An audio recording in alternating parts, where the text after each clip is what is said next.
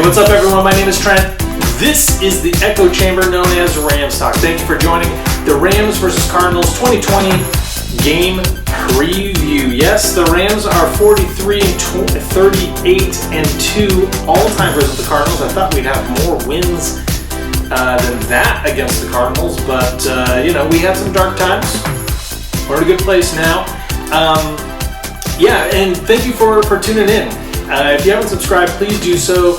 For everyone else that has jumped on board the Rams community and Rams Talk community, thank you so much. I really appreciate it. You can find me on Instagram at LA Rams Talk, Twitter at Real LA Rams Talk, the Flick Chat app, and Fan to Fan Network. So, like I said, the Rams lead the all-time series 43-38-2. And fun fact number one, I'm going to be bringing some fun facts to you in this episode. Fun fact number one, last year, 2019, and this year, the Rams and Cardinals are playing each other at the exact same times in the season. So last year, we played in Arizona week 13, same as this. This is week 13 at Arizona. Then the final game of the season was the last game at the Coliseum last year. The final game of the season will be at SoFi Stadium this year. So kind of interesting how the schedule completely mirrored itself from 2019 to 2020, so that's pretty interesting, I think. Sean McVay is also 6-0 all-time versus the Cardinals. Jared Goff is 6-1, but we don't count the 2016 game, just like we're not counting last week's game against the 49ers. So, a few news and notes getting into this. Roster moves and injuries. The Rams have waived Ja'Kai Polite. I'm not sure if they signed him back to the practice squad, so still staying tuned on that. This is also Friday kind of afternoon, so not sure what the injury report has to say for today, but as of the recording, Terrell Lewis did not practice this week. Looks doubtful that he'll play.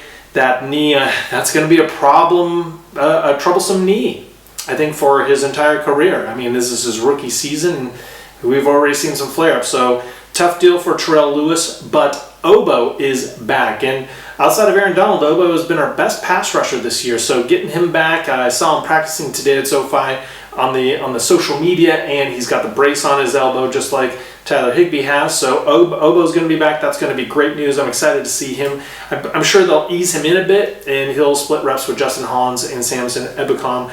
We also signed the guy Derek Rivers. He's an outside linebacker. He was on the Patriots. He was a third-round pick in 2017 from Youngstown. A lot of the coaches on the defensive side, linebackers, defensive coaches, they've had an eye on him ever since he was coming out of college. He was injured for 2 years, 2017 and 2019 with New England. He played in about 8 games this year, has 1.5 sacks, and the Rams got him. And apparently what the Rams also like about him is his contribution on special teams. So wouldn't surprise to see Derek Rivers on special teams immediately. I think he's going to be on the active roster for this game. So that's a new guy to look forward to. Sebastian Joseph Day, he was a DNP yesterday and this week. Not sure if he's going to get practice in today, but they're hopeful that he'll play as a knee injury. And then also on the other side of the ball, Larry Fitzgerald is doubtful, might not play this week, which would snap his streak of playing since, Noah's Ark. And then Jalen Thompson, the safety, did not play yesterday, did not practice yesterday. And same with their starting offensive lineman, Pug. I don't know how to pronounce his name, but he didn't practice yesterday as well. So when I look at this game, and I have a lot of keys to the matchups, but one thing I just want to recognize is that this Arizona right now is very, very, very much Tom Petty. What I mean by that is that they are free falling, okay? They're 6-5 now. They started out the season 5-2. They've gone 1-3 in their last game, so now they're 6-5. They very well should be 5-6 because they won that one game with the Hail Mary against Buffalo. So, everyone was all hot and bothered and high on Arizona to start the season, and they were looking good. But the last 4 games, they are free falling. And if you listen to Arizona Cardinals stuff, if you go on their Twitter, if you listen to the podcast and everything, I mean, they're freaking out. So just as much as, think about how we were gripping after the Miami game, after the San Francisco game, it's been 4 games, aside from the brief the respite that they had, the elation they had on that Hail Mary, they've been playing pretty poorly, and they've come back down to earth. So there's a lot of things going on with Arizona. So, it's kind of like, I don't know who else is out there that's married, but my wife and I will go to some other couple's place and they have kids, and we'll come back and we're like, we thought we had issues, man. Look at that couple. Look at those kids. Like, man, we're good. We are so good.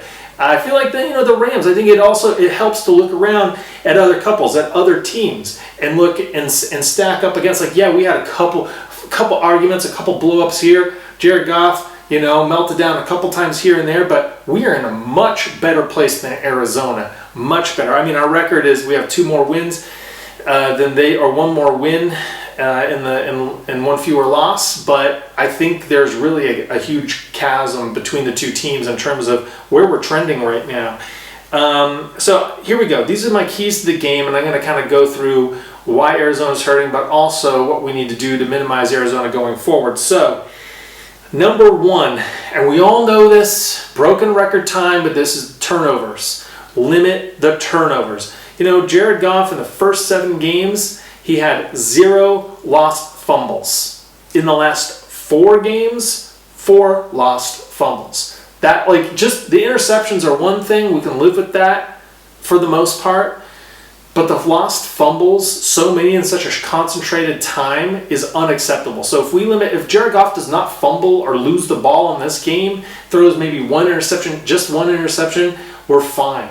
So I think that it's all about limiting the turnover. Sean McVay said that when he called Jared Goff out. So you just got to take care of the ball, and that's what it comes down to. And that even means the other players too. Malcolm Brown, Gerald Everett, Robert Woods. Whoever's got the ball, take care of the ball. Number 1, above anything else. If the Rams take care of the ball against San Francisco, 2 fewer turnovers, they win the game. That pick 6 doesn't happen, they win the game. Against Miami, if he doesn't lose the sack, fumble, then they're in that game and could win that game. So, pretty much all the games that we talk about the Rams, it's turnovers that doom them. So, take care of the ball. And speaking of Jared Goff and taking care of the ball, I just want to say that last year versus Arizona, Jared Goff threw for 743 yards and 5 touchdowns, no interceptions, no lost fumbles. So 2 games last year. And 2019 was a down year for Jared Goff, remember? I mean, it kind of was. He regressed from 2018, but still, he lit up the Arizona Cardinals last year, who this year on defense don't have Chandler Jones. Yes, they have Isaiah Simmons, and a couple guys have stepped up a bit, but they're not formidable on defense. So this is a good Jared Goff get-right game, pending he doesn't turn the ball over. Now, if you've been watching the show forever, you know what I like to talk about is balance. Rams got to keep this game balanced. They played against San Francisco, Tampa Bay, and even Seattle for that matter, 3 very tough teams against the run, right? So the Rams kind of recalibrated in those games, and Jared Goff threw the ball more. Granted, against Seattle, they ran for those touchdowns, but they got to get the running game back on track. I think they will. This is not a stout run defense. In fact, they're the 21st ranked defense in terms of rush yards per game. Arizona defense is. So we got to get Hendo and Cam and Malcolm Brown involved. And actually, I want to see Cam. This should be a Cam Akers coming out party. I don't know what else he has to do. He's had that 60-some yarder he had against San Francisco was the longest running play of Sean McVay's tenure with the Rams. And that's Cam Akers. So he's just electric. I want to see Cam Akers really come out in this game. In fact, I have him and Henderson pretty much in all my fantasy leagues. And I might actually go out on a ledge and start Cam Akers over Darrell Henderson in this game because I feel like he's going to do it. And also, I was just looking at the depth chart for Arizona's defensive line. I think they run a 3-4, same as the Rams. And man, their three defensive linemen they're not the best. I'll just say that. I'm talking about Zach Allen, Angelo Blackson, and Trevor Cawley. These guys are not that.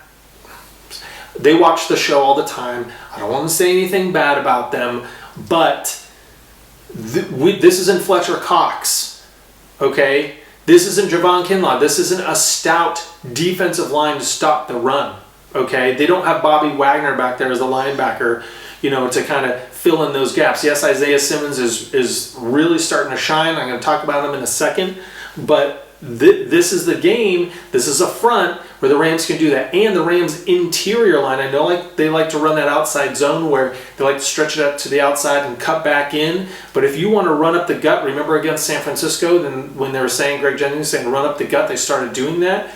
Edwards and Corbett, our two guards, are top 20 ranked by Pro Football Focus. And Blythe, I think, is a top 10, top 12, top 13 center in football. And so he's in the upper half of center. So our interior of our offensive line is actually the strength of our team. Havenstein is actually really good as a right tackle. Our whole line is pretty good. Noteboom's coming around.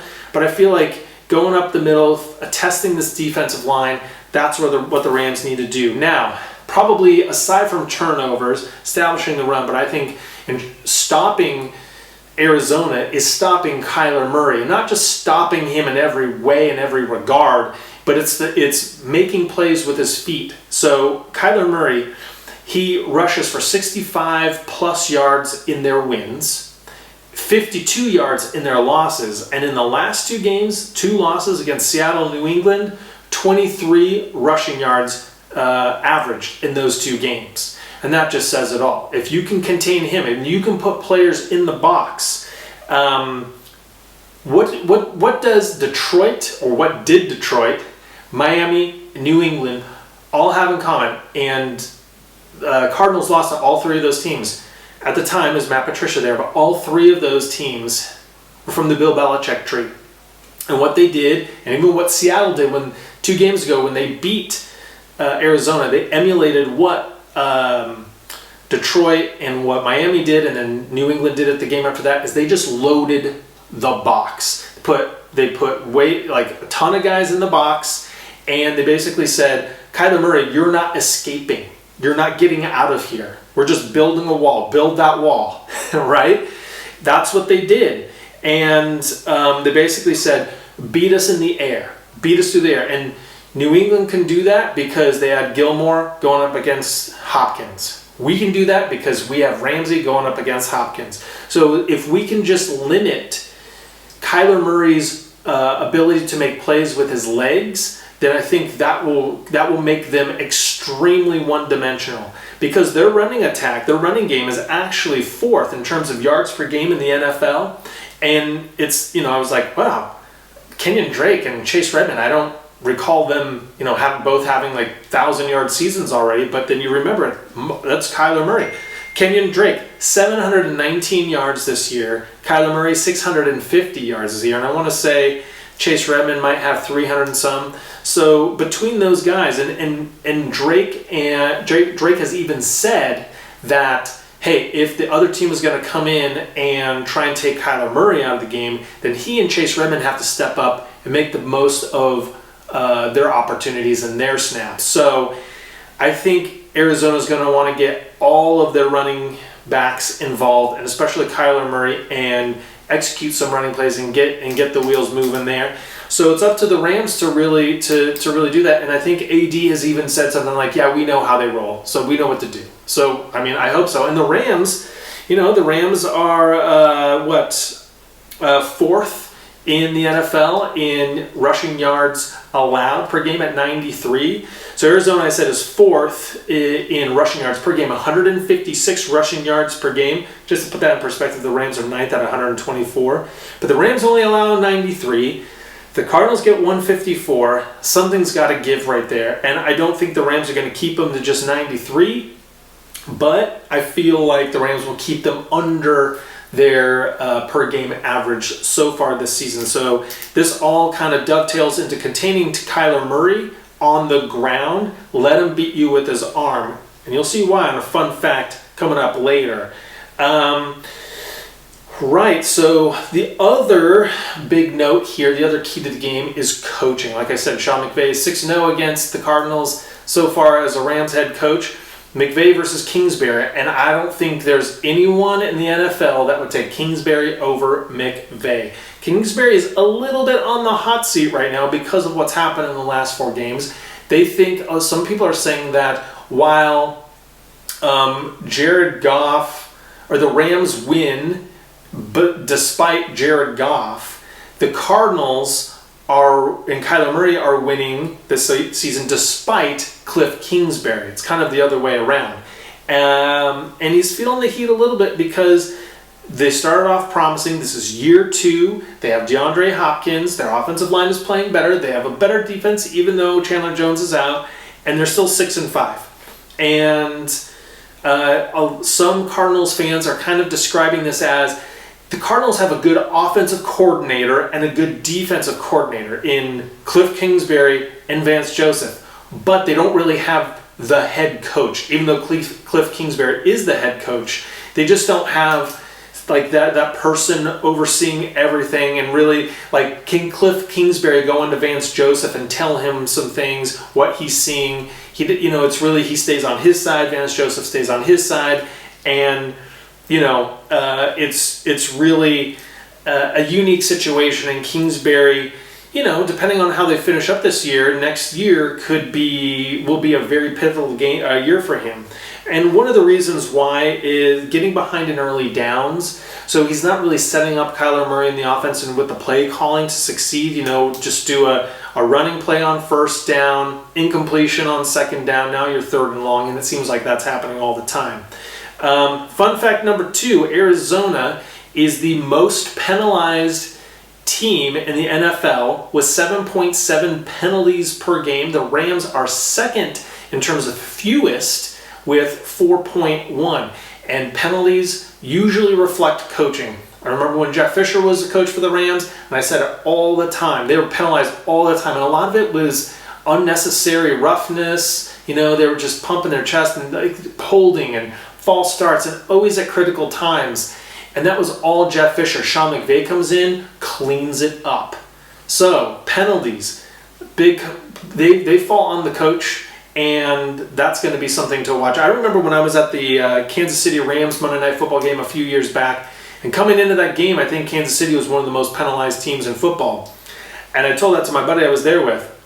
They get called for a penalty. They get called for another one, and another one. And after every time, I'm like, most penalized team in football, and it kept happening. I was like, wow, it's actually happening more than their average penalties per game. So keep an eye on the penalties from Arizona in this game, especially I expect to see some holding calls from their interior offensive line against Aaron Donald in this game. Has to happen at some point. They got to throw the flag at some point. It's getting kind of ridiculous. Now, Goff diagnosing pressure. That's going to be another touch point in this game. Arizona is 4th in blitz percentage at 40%.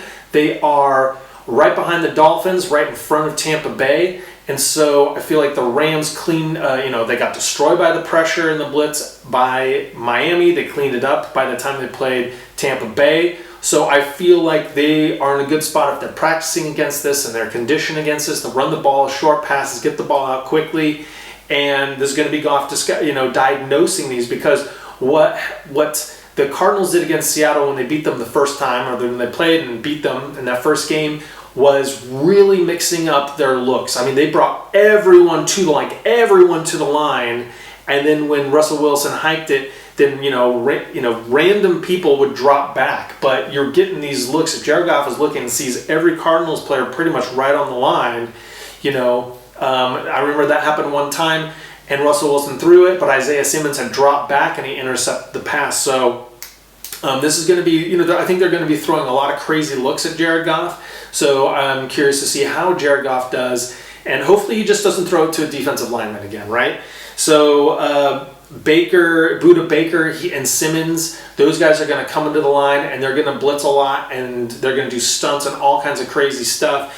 And Isaiah Simmons, I remember when he was drafted, and they thought, where's he going to fit? Because he's like a safety, but he's he's a linebacker, he's a hybrid player, and is there really a role for him?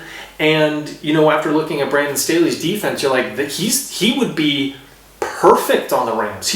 Isaiah Simmons would be a dream on the Rams roster, right? Because you look at Taylor Rapp, Taylor Rapp is kind of like a safety, but plays like a linebacker, but he's a little bit smaller, so he's not as much of a physical specimen in terms of the measurables as Isaiah Simmons. And Isaiah Simmons now is turning it on. I mean, he had that hit on Cam Newton last week, and he's really I think he even had a sack. So Isaiah Simmons is really coming along, and I think he's kind of going to be this new hybrid safety linebacker that the NFL is going to start adopting a little bit more. So, it's kind of cool to see the players like this with that kind of talent start finding their niche in the NFL. So that'll be interesting to see. Now, in terms of key matchups in this game, obviously we got to talk about Jalen Ramsey and DeAndre Hopkins. They used to battle it out, Jacksonville and Houston in the AFC South, so they know each other well. And is Kyler Murray going to shy away from him like Russell Wilson did with DK Metcalf? Are the Rams going to put Jalen Ramsey on DeAndre Hopkins the entire game? Because I thought that's what they'd do with Deebo Samuel, but they didn't, because maybe Jalen Ramsey was injured a little bit. He didn't play all the snaps. Apparently he's fully healthy. He's fine. But if the Rams can take away the running from Kyler Murray and then lock DeAndre Hopkins up, you're going to make this, he's going to have to beat you with Andy Isabella and Christian Kirk. And if Fitz isn't playing, then Arnold, the tight end, or Max Williams, whoever the tight end is. So that's going to be Ramsey versus Hopkins. This is why you pay Ramsey what you pay Ramsey for stuff like this. Aaron Donald versus the interior offensive line. Like I said, one of those guys hasn't practiced so far this week. So if you're playing against a backup, it's go time. And then the Rams secondary versus the Rams receivers versus Arizona secondary, because you think Patrick Peterson, you're like, wow, this guy's great. Patrick Peterson, fun fact number 3, is rated the 100th cornerback by Pro Football Focus. He's rated behind Dre Kirkpatrick, who everyone is like, Dre Kirkpatrick is not that good. He's rated 97th. So those two guys are going to be on the outside. Byron Murphy is actually playing the best out of all of them. He's going to be in the slot most likely against Cooper Kupp. So that's going to be a good matchup right there. Kupp versus Byron Murphy. And then Woods and J-Ray versus and Van Jefferson versus Dre Kirkpatrick and Patrick Peterson. Like I said, one of their safeties hasn't practiced so far, and Budda Baker. Budda Baker's great. But where's Budda Baker going to be lining up? So this is going to be a great matchup right there. Higbee and Gerald Everett versus Simmons, if those guys run some routes there. Fun fact number 4, Gerald Everett is 5th out of all receivers / tight ends in terms of average yards of separation. What that means is that when they catch the ball, the most amount of yards between them and the closest defender, and it's 4 yards. He's 5th in the NFL. So it's kind of like, why aren't we getting Gerald Everett the ball more? Because he seems to be catching it in space all the time. 5th most in the NFL. And then Isabella, Kirk, and even Chase Redman out of the backfield catching passes against Darius Williams, Troy Hill, John Johnson. And speaking of John Johnson, everyone, Budda Baker. And I think what makes Budda Baker great is not just Budda Baker's play, but the name Budda Baker. That's just a cool name, Budda Baker. John Johnson, kind of anonymous name, right? But according to Pro Football Focus, John Johnson's the 3rd highest rated safety. Budda Baker's like 6th or something. So, and the difference between them is actually pretty vast. So, all this talk about Budda Baker, we're not even talking about John Johnson. So that'll be an interesting matchup to see which one has more of an impact on their side of the ball. And then the last matchup is Zane Gonzalez versus Matt Gay. Looks like we found our guy. He's been doing great. Love me some Matt Gay. Zane Gonzalez has been the ire of Arizona Cardinals fans. Missed a key kick. And so basically, Zane Gonzalez is kind of a journeyman kicker. And he was on the Cardinals last year, though. He's great at making kicks when the game doesn't matter, or when there's no pressure early on in the game. But when it comes down to it, he's missing field goals. And there's a lot of heat on him. They're talking about Zane Gonzalez might not be around next year. So there you go. Now I'm just going to hit some fun facts before I sign out. Fun fact number 5, Jared Goff has more passing yards this year than Kyler Murray. 3,021 to 2,814. Bet you didn't think that was happening, but obviously Kyler Murray has more yards on the ground. Fun fact number 6, when it comes to getting the ball out quickly and the time that the quarterback's holding on to it, Kyler Murray gets it out, or holds on to it just a bit longer than Jared Goff. Jared Goff gets it out at 2.69 seconds, Kyler Murray at 2.75 seconds. And Baker Mayfield holds on to it the longest. he's first in terms of holding on at 3.15 seconds. So Kyler Murray is 18th in terms of holding on to it the most, and Goff is 21st. So yeah, there we go. Cam Akers, can you cue the music? Listen, thank you for watching. This is a get-right game for the Rams. I'm flushing last week down the toilet, right? I think this is going to be Cam Akers is going to come out in this game. I think Jared Goff's going to have a good game. He plays well against Arizona. He's going to bounce back. I feel like when he has a bad game, he gets it in there and he puts an emphasis on correcting those mistakes, limit the turnovers, limit Kyler Murray, and have a lot of balance in the game. Rams win this game 34-20, improved to 8-4, and we got to stay in the 5th seed in the NFC. So a lot of variables going on, but thank you so much for watching. If you haven't subscribed, please do so. Watch another video. If you have subscribed, thank you so much. Come find me on my other socials, and as always, go Rams.